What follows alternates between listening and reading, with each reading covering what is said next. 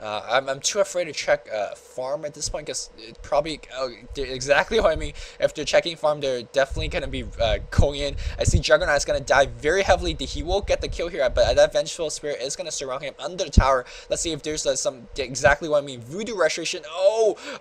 And that. Oh no, Voodoo Restoration almost saved that Juggernaut. Not quite there. So he is going to be getting Voodoo Restoration as we see more initiation. That CM with the Haste Rune is just harassing like a beast here. Poison Touch will have no effect on that Crystal Maiden, given that he does have Haste Rune. So meanwhile, this bottom lane, I have to say, is heavily in the favor of Sentinel. And meanwhile, looking at the mid lane, we see Destroyer sitting at 85 and plus 9 damage. Meanwhile, this is exactly what I'm talking about, that Warlock's going to be severely out damaged. Meanwhile, we see more initiation going on the Slaughter. Slaughter is taking a bit of damage. One more big nuke, that's the Illuminous big green thingy. And that, oh my god, this is what I mean. This is how crazy Visage. A single Grave Shield could basically 1v2. So we see the CM gonna be backstabbing. Another Grave Shield. Yeah, there we go. Another Grave Shield. It's gonna be more stunning and more nuking, and they will pick up the Dazzle here. So this bottom lane is getting thrashed by the Sentinel here, and Sentinel just doing a very good job feeding this Visage. And you definitely don't want to have a Visage very fed. He will just ramp up to a quick quick treads, and it's going to be very dangerous as he picks it up immediately right now. Picking up the early phase, which will just basically win him the lane here. Slaughter, the only strength about Slaughter is his Slithering Crush with the sprint, on hyperdrive. But once they have phase and a Grave Shield, he could definitely outspeed it. Meanwhile, we see on the Juggernaut here picking up another kill. Sorry, I missed that. Was watching the bottom lane. He is still going in for the Venge Note, just scaring her away. So I think I could have enough time. Yeah, the Juggernaut does not have enough mana for Blade Fury, so that should give me enough time to check CS. Let me check on the mid lane. We do have 24 kills and 16 denies. That is some nice CS against 14 and 4. So mid lane is definitely heavily in favor of these of the Sentinel, as we see. Oh wow, that's a very nice play by Juggernaut. I'm going to talk about a little bit as we see more spinning, chasing action for the Vengeful Spirit. Vengeful Spirit doing some nice juking, and he will juke out here, and he's going to definitely run back, doing whatever he can to juke. But meanwhile, they're going to switch the target up on the Kunkka here, and let's see if they could get anyone. No, they're going to go for the tower here. They will get the tower, and oh my god, the Vengeful definitely in trouble. Spin is already cooldown at this point. Just give me some. Yeah, there goes Spin, dodges Torrent, will get the kill on Venge. Oh, gets a kill on Venge. So not badly played by the Scourge team here. I was gonna point out, if you want to scroll back to what Juggernaut did just then, right when the cask went off on the Vengeful Sphere for the first time, he basically right-clicked the Venge for a single time and then proceeded to speed. And the Juggernaut animation, once you right-click, he jumps up with a strike, and right when you jump up in the strike, you go into your immediate Blade Fury. As opposed to just Blade Fury immediately. It just what I'm trying to say is that Juggernaut got in an extra attack with his right click before he Blade Fury. And I mean, you may be thinking, that's just a single attack, but every single little bit counts. You saw that Vengeful Spirit almost made it out alive with just 10 HP. If that single strike did not hit, or if that Juggernaut player did not right click him a single time, that might not have gotten them the kill. And luckily for them, that single hit was a critical hit as well, so that meant a big deal for the Scourge ganking.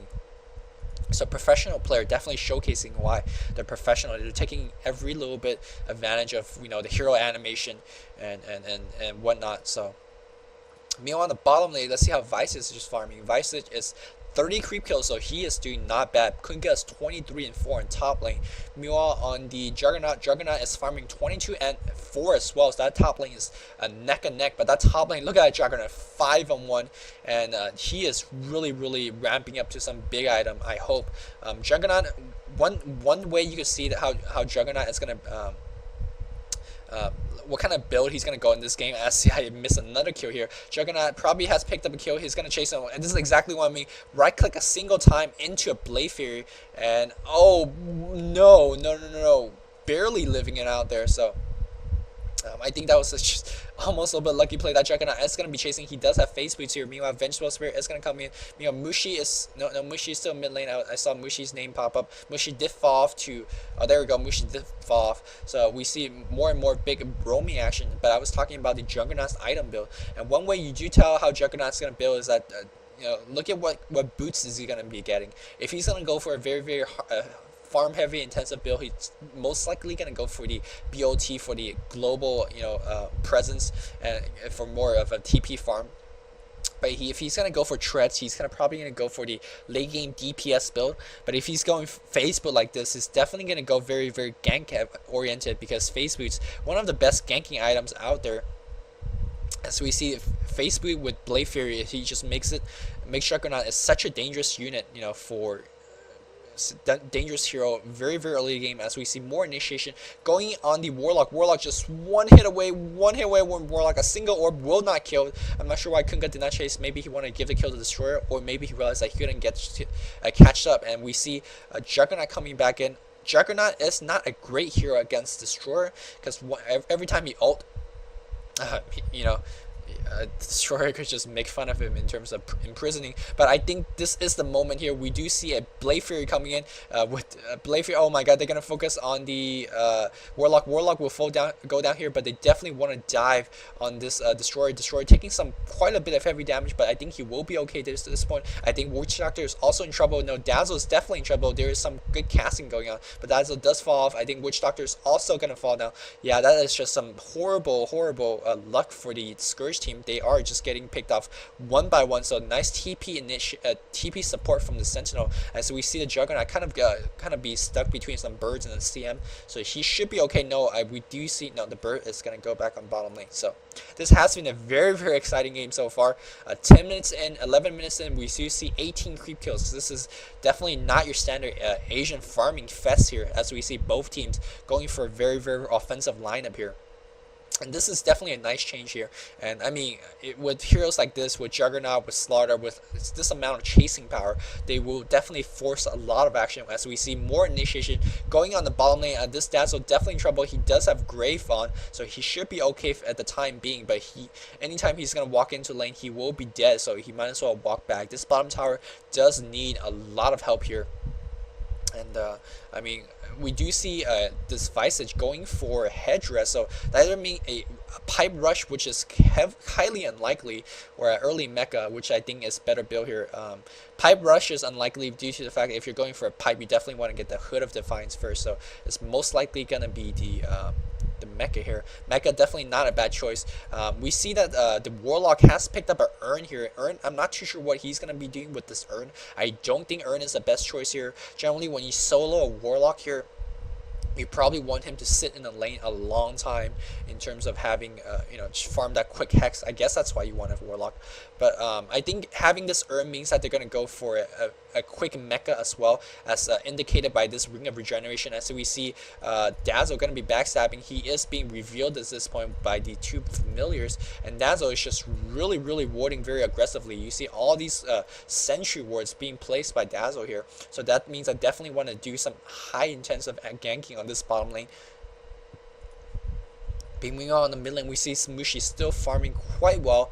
I will check on the CS in a bit, as we see this Juggernaut going to come back in. Juggernaut is definitely on a warpath. He will get an ultimate off on Visage. Visage takes a heal. Oh, Visage popping magic stick. He will die here, and definitely they are in trouble. We see more people teleporting in, but they're definitely going to go for the Vengeful Spirit. We do see Kunkka TPing in as well. Kunkka is going to be going for a big bow here. Kunkka's bow gonna hit two people here, but he is definitely gonna be forced back. We do see the Vengeful Spirit coming in as well. Vengeful Spirit doing a lot of damage on this Grave Dazzle here.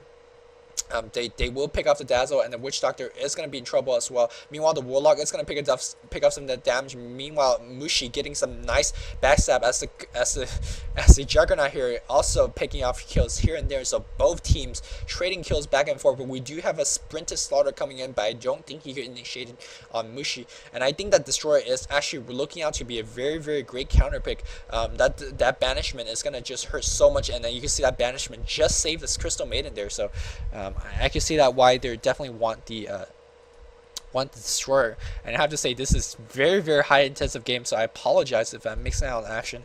But as 3 or 4 people just that died, I'm gonna check out some of the creep stats. We see Mushi has picked up 46 creep kills, so that's in 13 minutes. That's nothing to brag about, but that's definitely leading the way here. Meanwhile, we do see Kunkka getting 44 creep kills, so that's not too bad as well. No, sorry, Mushi's 51. Okay, so this Visage is 46, the Kunkka's at 44, and Destroyer at 52. So they're definitely farming really well. Meanwhile, on the Scourge side, we only have 31, so that mid lane is lost. That top lane, Juggernaut has only 33, but don't look down on his CSing. He has been ganking very aggressively. Look at his kill count. He's 9-1-1, so he's picking up a lot of kills, and he's sitting at 1800 gold. Let's see what item he's gonna go into next. A Lothar's Edge would be a very great ganking items as. But maybe they'll go for some BKB to counteract the Destroyer. We'll see how that goes. Meanwhile, we do see Slaughter only with 24 creep kills. So creeping wise, I have to say the Sentinel definitely in a huge lead here. And but they aren't really down in terms of tower counts or kill counts by all too much. So I have to say the Sentinel is definitely in the lead at this point. And we'll see how they respond here. We could see this Slaughter sprint to Slaughter. Not too sure why he didn't chase up the ramp. Maybe he was afraid of they didn't particularly have sight on this ramp. And meanwhile, we do see more initiation on the Warlock, and this Warlock is just not having a good day here. He is going for the quick mecha again, quick mecha as predicted.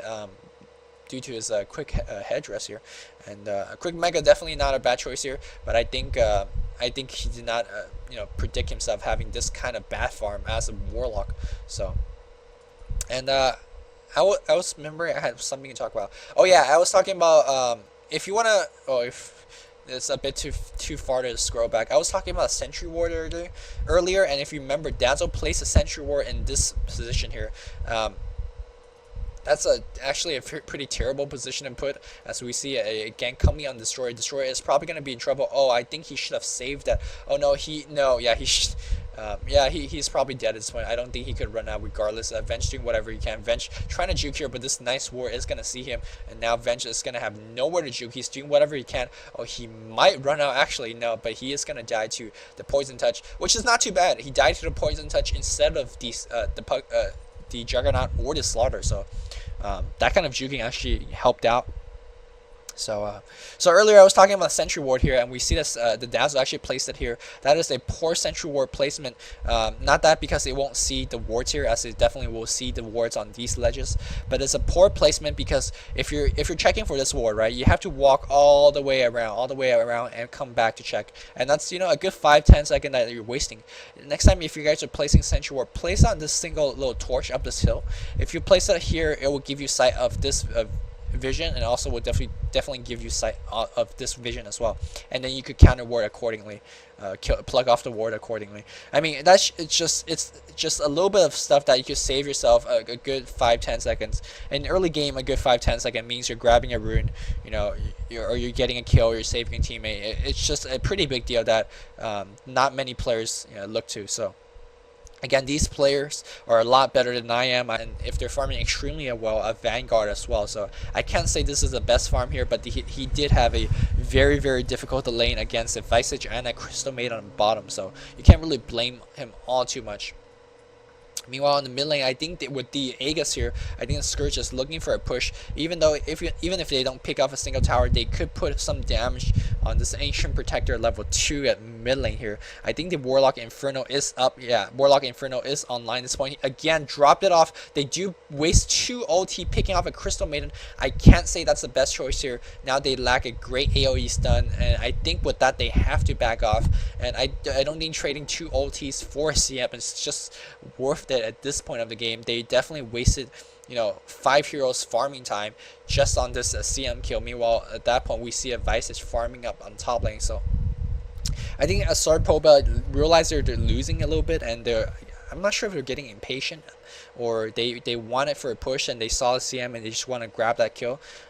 I can't say it really worked out well for them. I'm not exactly too sure what was their original intention. We see that Vice is really microing his birds pretty well. He's not only using it for scout, but also let's see if he's gonna get a gank off.